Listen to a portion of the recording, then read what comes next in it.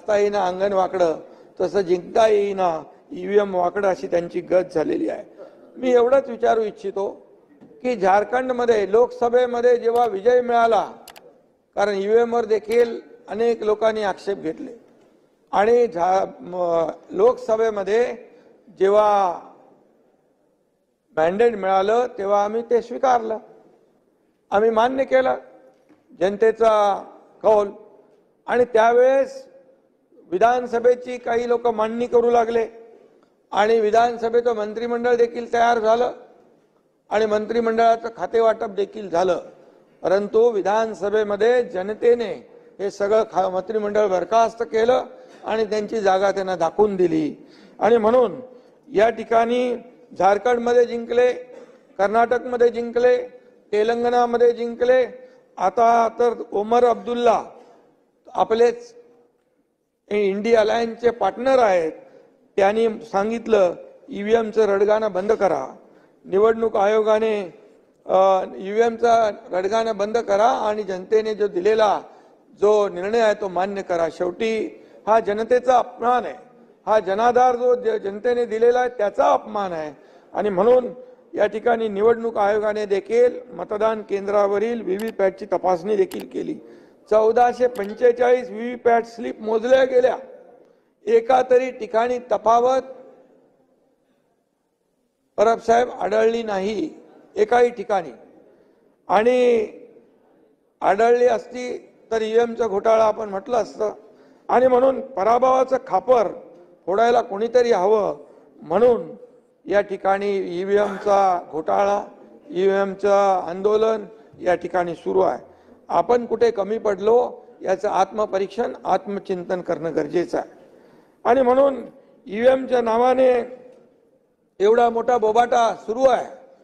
शशिकांत शिंदे म्हणाले सत्ताधाऱ्यांनाही या विजयाचा अंदाज नव्हता. आपण म्हणाला सत्ताधाऱ्यांना देखील या विजयाचा अंदाज नव्हता, म्हणजे ईव्हीएम घोटाळा झालेला नाही. जर आम्हाला माहित असता अंदाज तर आम्ही म्हणजे तुम्ही सांगताय की सत्ताधाऱ्यांना देखील अंदाज नव्हता. म्हणजे लोकांनी मॅन्डेट दिलेला आहे, लाडक्या बहिणीने आम्हाला मतदान केलंय, लाडक्या भावाने आम्हाला मतदान केलंय, लाडक्या शेतकऱ्यांनी आम्हाला मतदान केलंय, लाडक्या ज्येष्ठांनी आम्हाला मतदान केलंय. त्यामुळे ही लँडस्लाइड विक्ट्री आहे. आणि म्हणून या ठिकाणी मी एवढंच सांगेल, बुडाला जळतं आणि डोंगरावरची आग विझवायला पळतंय, अशा प्रकारची परिस्थिती या ठिकाणी झालेली आहे. काल या सभागृहात पाहुणे कलाकार येऊन गेले. मीडिया समोर रडगाणं गाण्यापेक्षा खरं म्हणजे सभागृहामध्ये येऊन बोललं पाहिजे, सभागृहामध्ये येऊन बाजू मांडली पाहिजे असं मला वाटतं. परंतु काही लोक फक्त पार्ट टाइम म्हणून या सभागृहाचा वापर करतात. मी जास्ती काही बोलत नाही, कारण मला टीका करण्याची सवय नाही. किसी को विरासत में गद्दी मिलती है पर हर किसी को बुद्धी नहीं मिलती.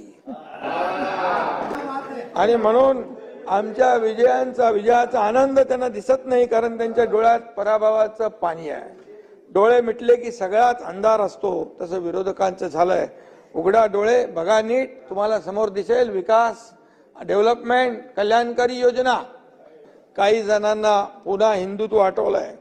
उशिरा सुचलेलं शहाणपण आहे. हिंदुत्व काय टी शर्ट आहे का? कधी बदलू शकतो, कधी घालू शकतो, असं नाही होत.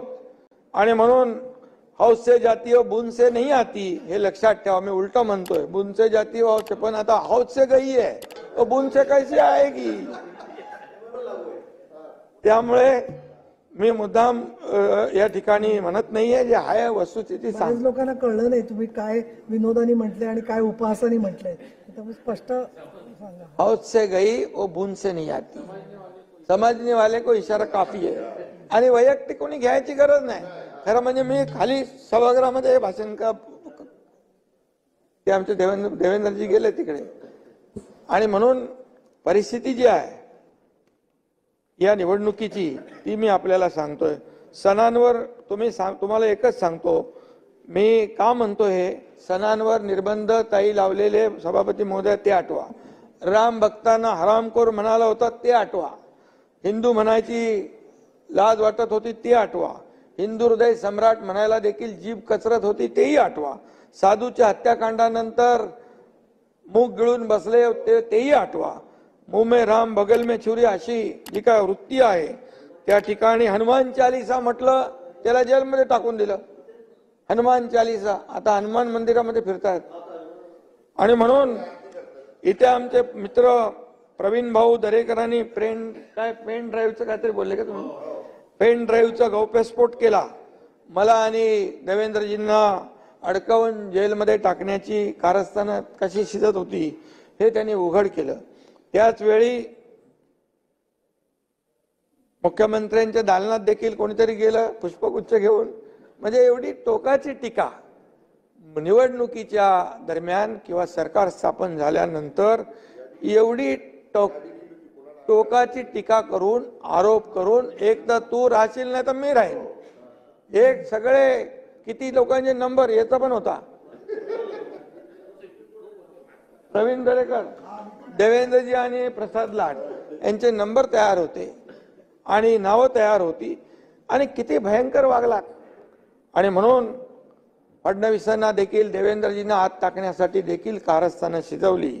आणि म्हणून मी आपल्याला एवढं सांगतो, काही लोक म्हणाले बर्फाच्या लादीवर टाकून मारू, काही लोक म्हणाले लाडकी बहीण योजनेची इन्क्वायरी करू, लाडक्या भावाची इन्क्वायरी करू आणि सरकार आल्या आल्या सगळ्यांना जेलमध्ये टाकू.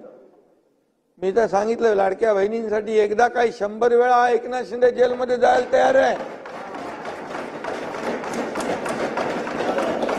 पण तुम्हाला मी हेही सांगितलं त्यावेळेस लाडक्या बहिणी लाडक्या भावांच्या बाजूनेच उभ्या राहतील, सावत्र भावांना त्यांची जागा दाखवतील हे मी सांगितलं होतं तेव्हा. आणि सावत्र भावांना जागा दाखवली. आणि म्हणून यांचं रंग बदलण्याचं कौशल्य बघून सरड्यांना सुद्धा लाज वाटली असेल खरं म्हणजे. आणि याला भेट त्याला भेट आणि नंतर घरी थेट. मी आधी सीएम म्हणजे कॉमन मॅन म्हणून काम करत होतो, आता डीसीएम आहे. डीसीएम म्हणजे डेडिकेटेड टू कॉमन मॅन अशा प्रकारचं मी काम करतो. शेवटी मला काय मिळालं यापेक्षा या महाराष्ट्राला काय मिळालं, या महाराष्ट्रातल्या जनतेला काय मिळालं ही भूमिका आमची आहे. आणि म्हणून आमचे मित्र अंबादास म्हणाले अभिभाषणात राज्याचं नुसतं गुलाबी स्वप्न रंगवलंय, पण ते स्वप्न नाही, महाराष्ट्राचं अंबादास गुलाबी वास्तव आहे. अंबादासजी, तुमच्या नवाबी सरकारपेक्षा आमचं गुलाबी सरकार केव्हाही चांगलं ठरलं. दादानी पण आमच्या गुलाबी सरकार घेतलं. लाडक्या बहिणींना अगोदर त्याची टिंगल करत होते. लाडक्या बहिणींना भीक देत आहे का, लाडक्या बहिणींना विकत घेत आहे का, 1500 रुपये म्हणजे काय, 1500 रुपयात काय होतंय. अरे सोन्याचा चमचा घेऊन जन्माला आलेल्या लोकांना आणि पैशाच्या राशीत लोळण घेणाऱ्या लोकांना 1500ची काय कळणार. 1500 रुपयाचं मोल सर्वसामान्य लाडक्या बहिणींच्या जीवनामध्ये आम्ही आधार देण्याचं काम केलं. आम्ही देखील गरिबीतून आलोय. मी देखील एक शेतकऱ्याचा मुलगा आहे.